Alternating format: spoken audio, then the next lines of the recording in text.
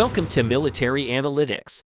Ukrainian forces continue their preparations for a major counterattack. Russian forces are trying to strengthen the defense line on the peninsula in case the Ukrainian army attacks Crimea.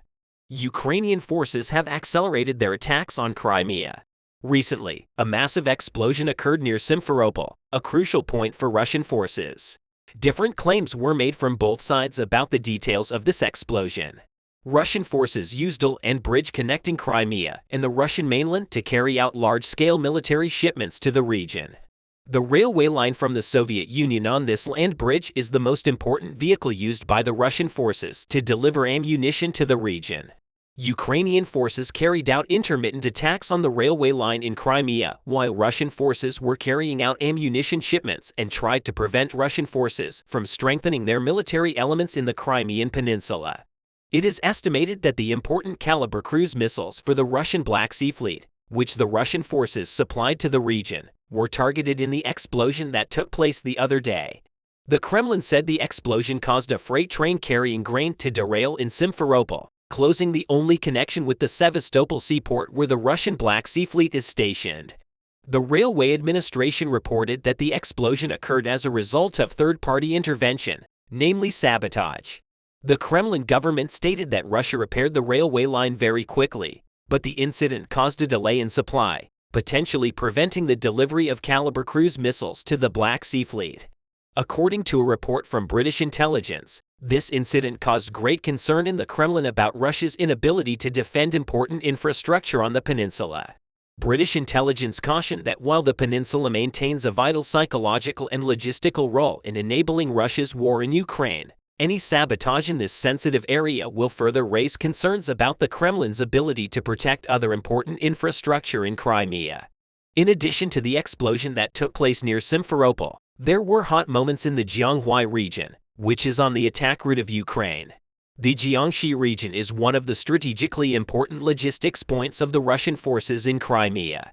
Solono Zero train station located in Jiangxi is the first stop of the military munitions dispatched by the Russian forces to Crimea. The Russian-backed head of the city of Jiangxi stated that the area was attacked by drones.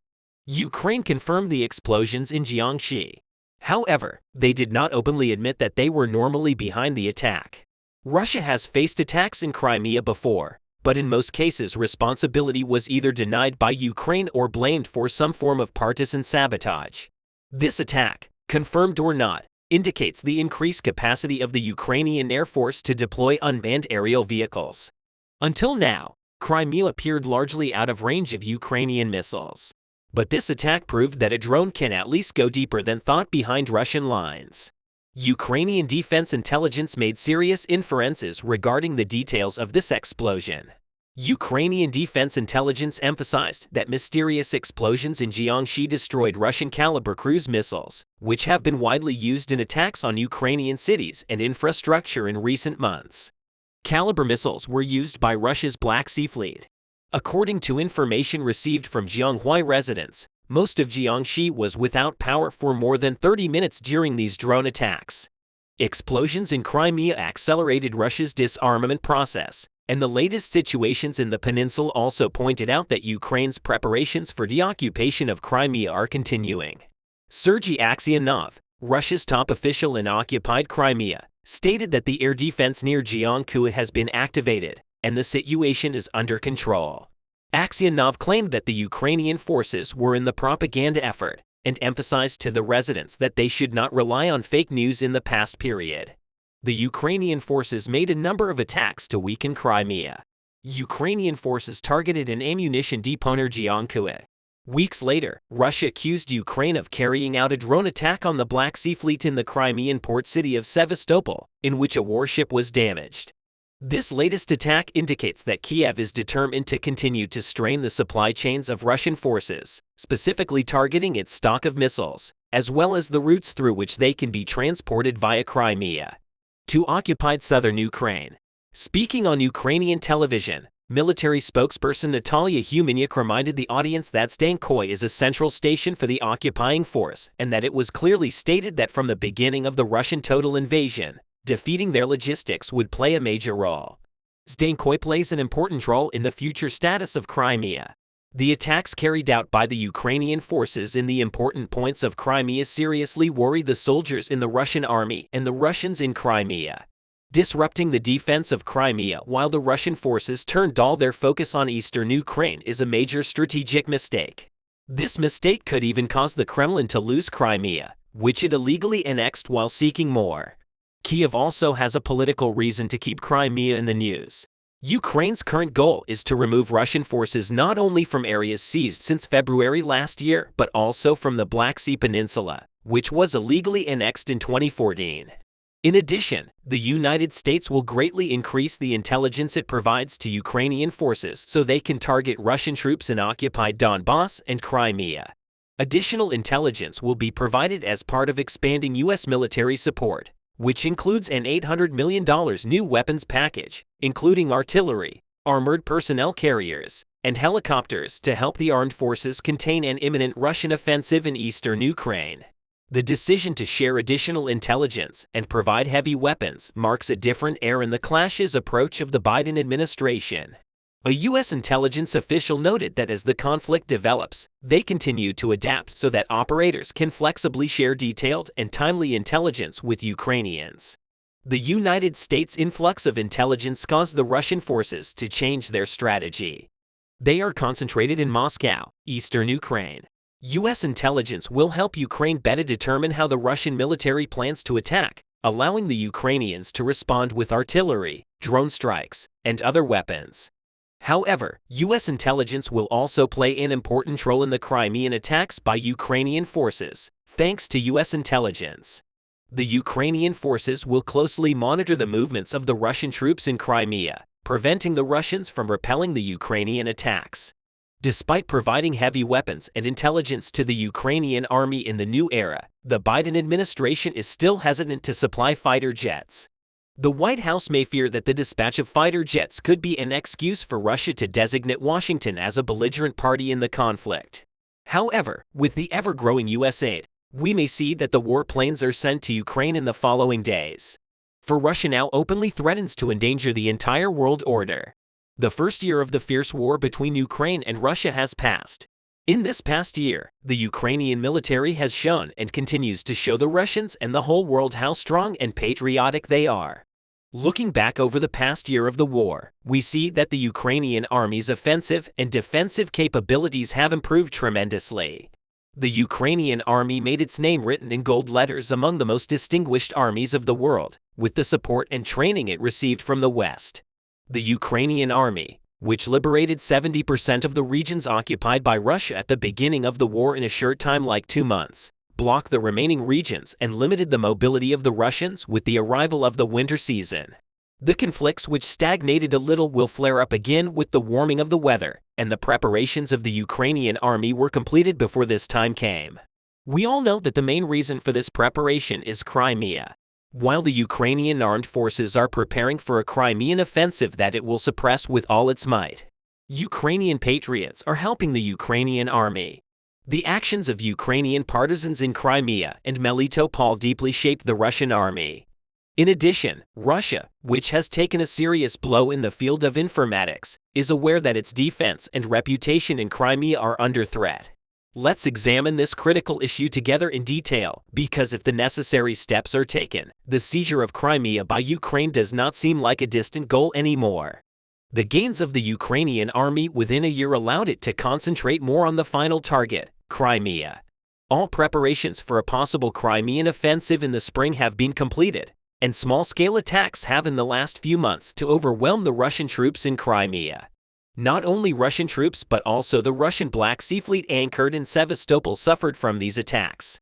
The Russian Black Sea Fleet, which was reduced to 7 ships, lost almost 60% of its firepower. The Ukrainian army, which wants to prepare the people of Crimea during the preparation phase of the possible massacre operation, has done a very ironic job recently. 2 radio stations in the Black Sea Peninsula of Crimea, which Russia legally annexed in 2014, were seized by a message from Ukraine on the anniversary of Vladimir Putin's invasion. The Ukrainian anthem was broadcast on both stations the other day, followed by the Ukrainian version of the famous Turkish song for the Crimean Tatars. I may come suddenly one night. Then came a brief statement from Ukraine's Defense Intelligence Chief, Major General Kyrylo Budanov, promising his country's army would retake control of Crimea from Russia. Here is the statement. Citizens of Ukraine. This is Kyrylo Budanov. Ukraine is taking back all the occupied territories. Donbass and the Autonomous Republic of Crimea will return home forever. We will find every traitor who betrayed Ukraine wherever they are. All will be destroyed. I tell all patriots, it's time to act. Stay tuned. We are coming to you. Glory to Ukraine. This filled the hearts of the Russians in Crimea with fear, panic, and anxiety. The Kremlin was alarmed by the seizure of Russian radio stations in Crimea and began to further increase security measures. The bold statements of the Ukrainian general were actually the declaration of the start of the Crimean offensive. Crimean authorities reported that Budanov's speech was broadcast in Alyusta, Bilohirsk, Zanko, and Sudak on the peninsula, but not in Sevastopol or Simferopol. Well, how will Russia react if Crimea is liberated, as the Ukrainian general declared in a speech in midsummer? Ukrainian President Volodymyr Zelensky promised to retake Crimea, saying that the Ukrainian army has maintained its goal of recapturing Crimea since it was annexed by Putin. But many fear that retaking Crimea would be a red line for Russia, and that Putin could use his country's nuclear capabilities to defend the region. The head of the Crimean Civil Assembly, Alexander Formenchik, said he believed that a global nuclear war would break out immediately if any attempt was made to return Crimea to Ukrainian control. A Ukrainian official said this month that his country is preparing assault brigades to retake occupied territory, including Crimea. Boris Bondarev, a former Russian diplomat who publicly resigned because of the invasion of Ukraine last year, said if Ukraine recaptured Crimea, it would be a signal to the Russian people that something was wrong. The liberation of Crimea could prompt Putin's elite to rise up and ask what all this is for. The Kremlin elites might lead Putin to say that you promised us to reshape the world, to give us our greater share of the world, and instead we lost all our assets. Even Crimea, when Putin has to answer, it won't be good for him. The Russians may begin to think that Putin should be removed from power and at least think about what can be saved, according to Ukrainian interlocutors who recently met with a U.S. delegation. The Russia-Ukraine war should form a full circle with Crimea as the main target. Ukraine's interest in liberating Crimea is thought to have been overtly expressed. This speaks to how some Ukrainians and Tatars, who are natives of Crimea, migrated from Russia rather than increasing the percentage of the Russian population. So what do the people of Crimea think about the Ukrainian army clearing Crimea from Russian occupation? EU's Foreign Policy Council Chairman Herman Pichta Jr. and former Under-Secretary of State William Schneider Jr. co-chaired an 8-person delegation to the capital and port city of Odessa, among other destinations, on a trip between 20th and 29th of January. The trip was organized directly with Ukrainian colleagues and without the participation of the U.S. State Department. Americans attended 5 or more meetings a day with politicians, ambassadors, embassy representatives, citizens, and victims of Russian aggression, as well as top figures of the Ukrainian government in the fields of defense, intelligence, energy, and infrastructure. After Russia's 2014 capture of Crimea, most Ukrainians believe that the current war will end with the restoration of Ukrainian sovereignty. The immediate issue of concern in Kiev is the treatment of the Russian-controlled Ukrainian population of Crimea, particularly the fate of the indigenous Tatars, who in the past were constantly oppressed. Russia is perceived by the exiled Tatar representatives as wanting to completely eliminate the Crimean Tatars in a process that began with the annexation of Crimea in February 2014. The Kremlin sees Tatars in Crimea as rebels, and so far Russian police have raided hundreds of Tatar homes in Crimea. It led countless young Tatars to flee Crimea to places like Georgia and even Ireland. Undoubtedly, the post-Soviet agreement between Moscow and Kiev to host the Russian Black Sea Fleet in Sevastopol was a big mistake for Ukraine. However, if the Ukrainian forces are successful in the Crimean offensive, the Russians will no longer be a part of Crimea. Herman Perkner, chairman of the U.S. Foreign Policy Council, personally visited more than 70 post-Soviet countries with his first trip to Ukraine in 1990. He has not visited Russia for many years. Perkner said this latest trip was planned about 2 months in advance and was among the most memorable due to the ongoing conflict. He and other Americans were unable to visit battlefields in eastern Ukraine. The trip itself lasted approximately 17 hours, including the trip which required a flight to Munich before heading to Warsaw. From there, they took a train to Kiev. Quite unlike Perch's 2021 visit to cities like Mariupol and areas not occupied by Russian forces. Meetings were routinely interrupted by airstrikes. He met with Alexei Danilov, Secretary of the Ukrainian National Security and Defense Council, whom he had met earlier, and described as an extremely reliable, very restrained, and cautious manual. Speaking to Ukrainian officials, Pittner said they generally think that if they can stop the offensive, they have an excellent chance of reclaiming a significant amount of territory with their own counterattack, adding that this will have a destabilizing effect on Russia when Crimea was annexed in 2014. The whole world ignored Crimea and Ukraine. If Western states had intervened at that time, perhaps the toughest war of the 21st century would not have taken place. But we cannot reverse what has happened, and we must learn from our past mistakes. All of Ukraine is under threat right now. And if Russian imperialism is not stopped in Ukraine, the fire will spread to Eastern Europe and even to the whole of Europe and Asia. Ukrainians increase the frequency and intensity of precision strikes on the Russian bases in the Zaporizhia region. If previously Ukrainians conducted around 10 strikes per week, then now they are conducting 10 strikes per day. The most destructive strikes happened in Mariupol. Today, local residents reported hearing multiple explosions near the airfield. The footage indicates activation of the Russian air defense. And according to the unconfirmed reports, Russians shot down 1 out of 4 missiles. This is the second consecutive day of strikes because yesterday Ukrainians struck Mariupol with 2 Storm Shadow missiles. The target of this strike was 2 facilities on the territory of the Azovstal industrial complex. One facility was used for the residence of hundreds of troops, while another one was used as a warehouse for equipment. Today, more information became available, as some Russian sources expressed their discontent and critique of the Russian command for failure to adjust to the new realities of war. They mentioned that 250 special operators and Marines died in the aftermath of yesterday's strike. It was also mentioned that a week ago, Ukrainians destroyed more than 200 troops in a similar strike on the facilities near the airfield, slightly higher than the initial Ukrainian estimates of 150 troops. The fact that in just these 2 consecutive strikes, Ukrainians managed to eliminate almost 500 troops made many Russian analysts convinced that a lot of local residents had been actively spying for an extensive period of time, which is why more counter-spying measures should be implemented as soon as possible. Another powerful Storm Shadow strike happened in Berdyansk.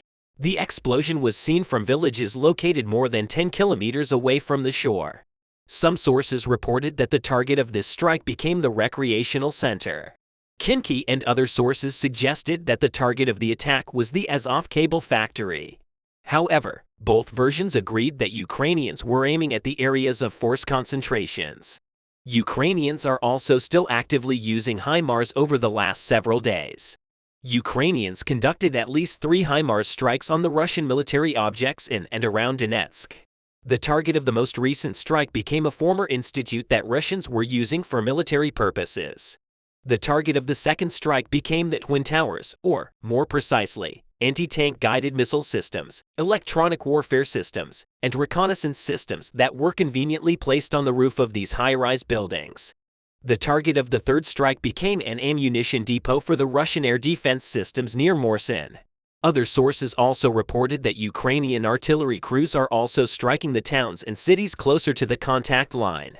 Some Ukrainian fighters stated today that Hamas rockets also hit Russian objects in Nikolsky, Melitopol, and Tokmak.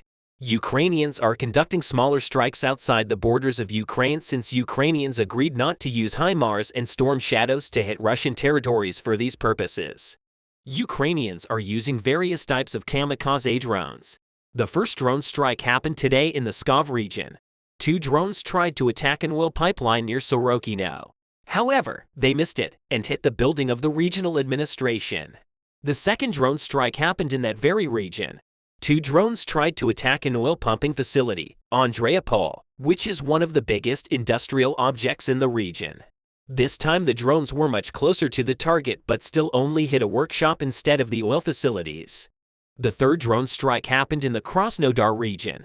2 drones successfully tried to target one of the factories located on the northeastern part of the city. 3 more strikes happened today in the Belgorod region. Here, Ukrainians hit a thermal power plant in Belgorod, a small gas pipeline and electric grid in Shebekino, and even destroyed 2 officers who were traveling in a car too close to the border. Overall, it is clear that right now Ukrainians are focused on the areas of enemy-first concentrations, and at the moment, there are primary targets at the headquarters of the most trained and prepared Russian forces such as pilots, marines, and special operators. In parallel, Ukrainians are using drones to hit distant critical supply line objects, particularly the ones that are related to fuel. Even though the drones do not have the same success rate as Storm Shadow missiles, since drones are cheap and can be launched frequently, Ukrainians managed to destroy up to 20 fuel-related facilities just over the last month.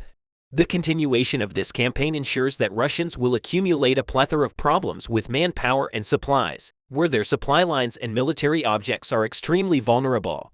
Thank you for watching us.